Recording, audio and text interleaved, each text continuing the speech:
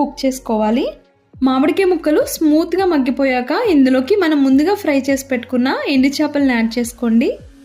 అలానే 1/2 tea spoon పసుపు, 2 table spoons కారం వేసుకొని ఫ్రై చేసుకోవాలి. మీ రుచికి సరిపడినంత ఉప్పు కారాలు యాడ్ చేసుకొని అడ్జస్ట్ చేసుకోండి. అండ్ ఇప్పుడు 6 పచ్చిమిరపకాయల్ని ఇలా పొడుగ్గా చీరుకొని యాడ్ చేసుకోండి. కారం ఎంత ఎక్కువ ఉంటే అంత టేస్టీగా ఉంటుంది ఈ రెసిపీ. ఎందుకంటే మామిడికాయ వేసుకున్నాం కదా, పుల్లగా కారంగా తగిలితేనే రుచి సరిగ్గా ఉంటుంది. అండ్ ఒక రెబ్బ కరివేపాకు కూడా వేసుకొని ఫ్రై చేసుకోండి. ఇలా ఫ్రై అయ్యాక ఇందులోకి 150 ml వాటర్ని యాడ్ చేసుకున్నాను. ఎక్కువ వాటర్ వేసుకోవాల్సిన అవసరం ఏమీ లేదు. సిమ్లోనే మగ్గించుకోవాలి. వాటర్ అంతా ఎవాపరేట్ అయిపోయి ఆయిల్ తేలినప్పుడు స్టవ్ ఆఫ్ చేసుకోవడమే. అంతే, చూసారు కదా, చాలా సింపుల్ అండ్ ఈజీగా ఎలా చేసుకోవచ్చో ఎండు చేపలు పచ్చి మామిడికాయ రెసిపీ ఎలా చేయాలో. ఈ రెసిపీని తప్పకుండా